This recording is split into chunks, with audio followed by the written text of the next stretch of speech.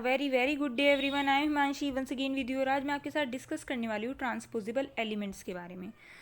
हम वीडियो में जानेंगे कि ट्रांसपोजेबल एलिमेंट्स होते क्या हैं सबसे पहले, देन उनकी डिस्कवरी के बारे में, एंड देन उनकी क्लासिफिकेशन के बारे में कि कैसे उनको क्लासीफाई किया गया है, किस किस बेस पर उनको क्लासीफाई किया गया है।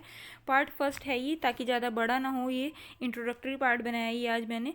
ठीक है, देन नेक्स्ट पार्ट में हम क्या करेंगे, जो ट्रांसपोजेबल एलिमेंट्स होते हैं प्रोकैरियोट्स के, उनके बारे में डिस्कस करेंगे, उनके टाइप्स के बारे में, एंड देन मैकेनिज्म यानी कि कैसे वो वर्क करते हैं उनके बारे में हम जानेंगे। ठीक है, वीडियो को एंड तक देखें और कल वाला वीडियो भी बहुत ज़रूर से देखें क्योंकि बहुत इंपॉर्टेंट है वो। किसके लिए? यस, ट्रांसपोजेबल एलिमेंट्स को, प्रोकैरियोट्स के, क्योंकि जो मैक्सिमम कॉम्पिटिटिव एग्जाम होते हैं उसमें प्रोकैरियोट्स के ट्रांसपोजेबल एलिमेंट्स के बारे में समझा जाता है। इसलिए मैंने इसको डिफरेंट वीडियो बनाई है जिससे कि आप उसको देखते हुए बोर ना हो और स्टार्टिंग से उसको अच्छे से समझने की कोशिश करें। बट उसको समझने से पहले आपको ट्रांसपोजेबल एलिमेंट है क्या, क्या क्या होते हैं, कैसे क्लासीफाई किए गए हैं, क्लासिफिकेशन के बाद का मैकेनिज्म भी मैंने थोड़ा सा इसमें बताया है। ठीक है, वीडियो को बिल्कुल एंड तक देखें और समझें कि क्या क्या बताया है। ठीक है, तो सबसे पहले जानते हैं ट्रांसपोजेबल एलिमेंट्स बेसिकली होते क्या हैं। जो ट्रांसपोजेबल एलिमेंट्स होते हैं सबसे पहले वो किस में मिल रहे हैं? प्रोकैरियोट्स में मिल रहे हैं, वायरस में मिल रहे हैं और यूकैरियोटिक सेल्स में होते हैं। बेसिकली जो ये सेल्स होती हैं इनमें क्या होता है, डीएनए का एक पीस होता है। किसका? डीएनए का पीस होता है जो मूव कर सकता है, साथ ही साथ इंटीग्रेट कर सकता है किसी और साइट पे डीएनए की जा करके।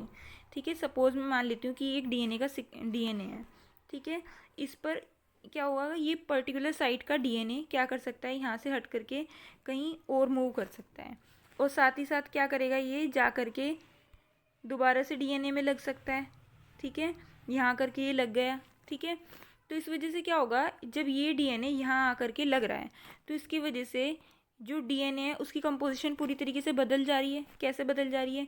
पहले ये डीएनए का सीक्वेंस यहाँ पर था, अब ये डीएनए का सीक्वेंस यहाँ पे आ गया है।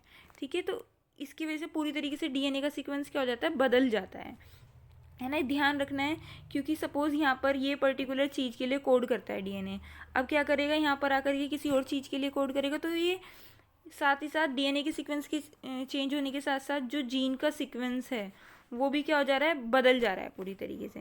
ठीक है, अब जीन का सीक्वेंस बदलने के साथ साथ यहाँ पे क्या हो रहा है कि ये जो जीन न्यू फॉर्म हुआ है। ठीक है, अब हो सकता है यहाँ पर ये जो पर्टिकुलर जीन कुछ और फंक्शन फॉर्म कर रहा था, अब वो इस वाले पर्टिकुलर डीएनए के जीन्स के साथ मिल करके या फिर इसमें से कुछ सीक्वेंस ले करके, और ये जो न्यू डीएनए इंसर्ट हुआ है इसके किसी सीक्वेंस को लेकर के एक न्यू पूरा का पूरा जो डीएनए है उसको सिंथेसाइज करे।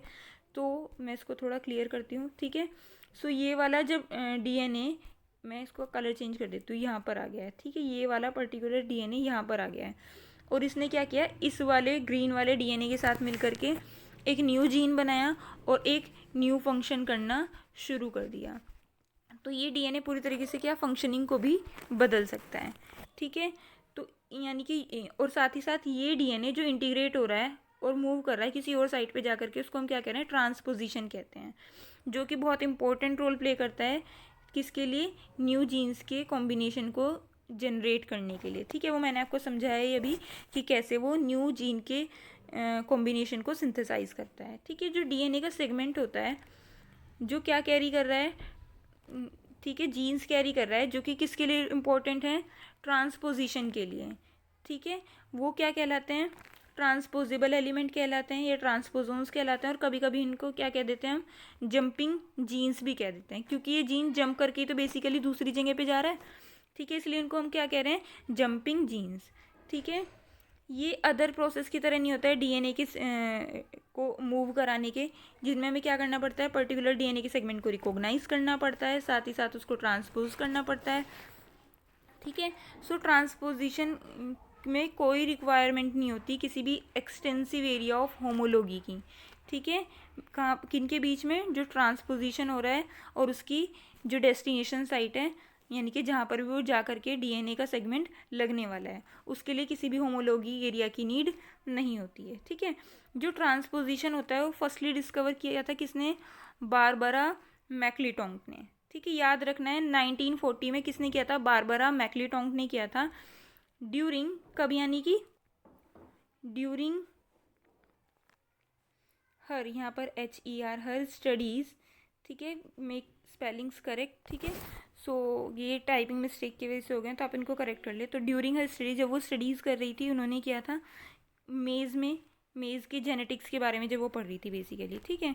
ये जो डिस्कवरी है, इसकी वजह से इनको नोबेल प्राइज़ भी दिया गया था 1983 में, ठीक है। देखिए किसने किया था, बारबरा मैक्लीटोंग ने किया था, 1940 में किया था। इसके लिए इनको नोबेल प्राइज़ भी मिला था, कब, 1983 में।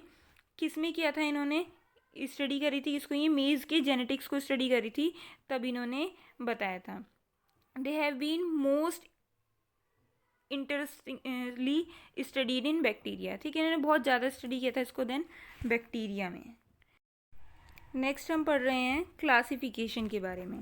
सो जो क्लासिफिकेशन है किसका, ट्रांसपोजेबल एलिमेंट्स का, वो दो तरीके से क्लासीफाई किया गया है ट्रांसपोजेबल एलिमेंट्स को मेनली, ठीक है। हालांकि क्लासिफिकेशंस तो बहुत सारे हैं, बट जो मेनली क्लासीफाई किया गया है, एक तो मैकेनिज्म की कैसे वो मूवमेंट करते हैं, दूसरा किस तरीके से किया गया है, सेल्फ सफिशिएंसी के बेस पे किया गया है। तो सबसे पहले हम जानेंगे ट्रांसपोजेबल एलिमेंट्स, जो उनका मैकेनिज्म है मूवमेंट का, उसके अकॉर्डिंग जो क्लासीफाई किए गए हैं।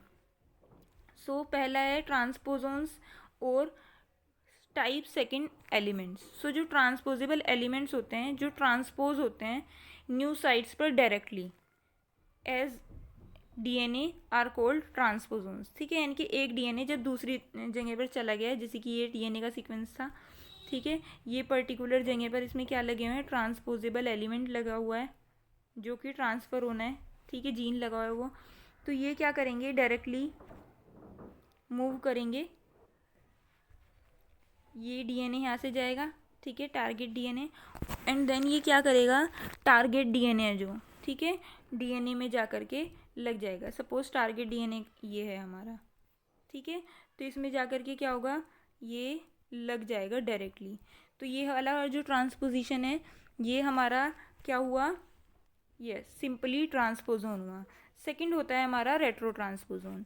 रेट्रो ट्रांसपोजोन में क्या होगा, जो ट्रांसपोजेबल एलिमेंट्स होंगे जो कि ट्रांसक्राइब्ड होंगे पहले किसमें, आरएनए की कॉपी में, ठीक है। यानी कि जो डीएनए है ट्रांसपोजेबल एलिमेंट वाला, वो क्या करेगा खुद को, यस, ट्रांसक्राइब करेगा किसमें, आरएनए में, ठीक है, उसका ट्रांसक्रिप्शन होगा आरएनए में, और वही जो एलिमेंट है वो देन कहाँ पर जाएगा, रिवर्स ट्रांसक्राइब्ड होगा, रिवर्स ट्रांसक्रिप्शन के थ्रू किस में होगा, जाएगा डीएनए में जाएगा, इसलिए इसको क्या कहते हैं हम, रेट्रो ट्रांसपोजोन्स, ठीक है।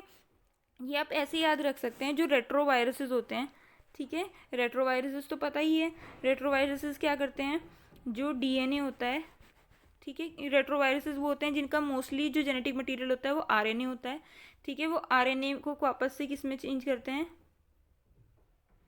डीएनए में चेंज करते हैं। और ये जो हमें नॉर्मली तो पता है डीएनए से आरएनए को बनने को हम ट्रांसक्रिप्शन कहते हैं, लेकिन जब आरएनए से डीएनए बन रहा है तो इस प्रोसेस को हम क्या कहते हैं, रिवर्स ट्रांसक्रिप्शन, ठीक है, रिवर्स ट्रांसक्रिप्शन बोलते हैं इस प्रोसेस को, ठीक है। इसीलिए ही जो हमारा ये मेथड पढ़ रहे हैं, कौन सा, रेट्रो ट्रांसपोजोन्स वाला, ये भी क्या कर रहे हैं, जो इनका डीएनए है, ठीक है, डीएनए को ये क्या कर रहे हैं, यानी कि ये हो गया डीएनए, ठीक है। डीएनए में क्या है, ये पर्टिकुलर सीक्वेंस है जो क्या कर रहा है, यस, हमारे ट्रांसपोजोन्स वाले जीन्स को कैरी कर रहा है, ठीक है। ये क्या करेगा, उससे एक आरएनए का मॉलिक्यूल बनाएगा, ठीक है। ये जो आरएनए का मॉलिक्यूल है ये वापस से क्या बनाएगा, डीएनए बनाएगा, और ये डीएनए कहाँ जा कर के लग जाएगा, किसी और डीएनए के सीक्वेंस में जा कर के क्या करेगा, ये खुद को ऐड कर लेगा, ठीक है। सो ऐसे करके क्या बन जाएंगे, हमारा जो रेट्रो ट्रांसपोजोन्स हैं वो बन जाएंगे। और ऐसे, या फिर हम इसको जो जो न्यू टारगेट डीएनए बनेगा इसको रेट्रो ट्रांसपोजोन्स डीएनए बोलेंगे, ठीक है। तो ये मैकेनिज्म है किसका, रेट्रो ट्रांसपोजोन्स का। नेक्स्ट जो क्लासीफाई किए गए हैं वो किसके बेस पे किए गए हैं, सेल्फ सफिशिएंसी। इसके बेस पर टू टाइप्स हैं, autonomous transposons and non autonomous, ठीक है, ट्रांसपोजोन्स या एलिमेंट्स, ठीक है। सो जो ऑटोनोमस ट्रांसपोजोन्स हैं वो कैसे हैं, ऑटो ट्रांसपोजोन्स के पास सब कुछ होता है जो भी उनके नीड होगी किसी भी ट्रांसपोजोन्स को प्रमोट करने के लिए। क्या क्या हो सकता है, फंक्शनल जीन होते हैं जो एनकोड करते हैं किसके लिए, एक एक्टिव ट्रांसपोजोन ट्रांसपोएज एंजाइम के लिए। ट्रांसपोएज एंजाइम वो एंजाइम होता है जो कि क्या करता है, ट्रांसपोजेबल एलिमेंट्स को एक जगह से दूसरी जगह जाने में या फिर इंसर्ट कराने में हेल्प करता है, ठीक है। और साथ ही साथ इनके टर्मिनल्स में क्या लगे होते हैं, इन्वर्टेड रिपीट्स लगे होते हैं, जिससे क्या कर सके, इजीली मूव करके किसी के साथ भी इंसर्ट हो सकें, ठीक है, डीएनए के साथ। दूसरे टाइप के होते हैं नॉन ऑटोनोमस एलिमेंट्स, जो क्या कैरी करते हैं, टर्मिनल इन्वर्टेड रिपीट्स कैरी करते हैं सिर्फ। इनके पास कोई भी फंक्शनल ट्रांसपोजोन्स या फंक्शनल जीन्स नहीं होते हैं, इसीलिए इनको रिक्वायरमेंट होती है कोड करने के लिए ऑटोनोमस ट्रांसपोजोन्स की, जिससे खुद को क्या कर सकें, ट्रांसपोजिशन करा सकें खुद की, ठीक है। जो रेट्रो ट्रांसपोजोन्स थे वो ट्रांसपोजोन्स फैमिली थी किसकी, ट्रांसपोजेबल एलिमेंट्स की। उन दोनों में ही क्या मिलते हैं, ऑटोनोमस टाइप के एलिमेंट्स भी मिलते हैं, नॉन ऑटोनोमस टाइप के एलिमेंट्स भी मिलते हैं, यानी कि जिनमें फंक्शनल जीन्स हैं वो वाले भी और जिनमें फंक्शनल जीन नहीं हैं वो वाले भी, ठीक है, दोनों ही टाइप के मिलते हैं। तो ये था आज का हमारा छोटा सा वीडियो। नेक्स्ट वीडियो में हम जानेंगे, क्या मैंने आपको बताया ही है, बैक्टीरिया में जो ट्रांसपोजिशंस होता है, ट्रांसपोजेबल एलिमेंट्स मिलते हैं, उनके बारे में।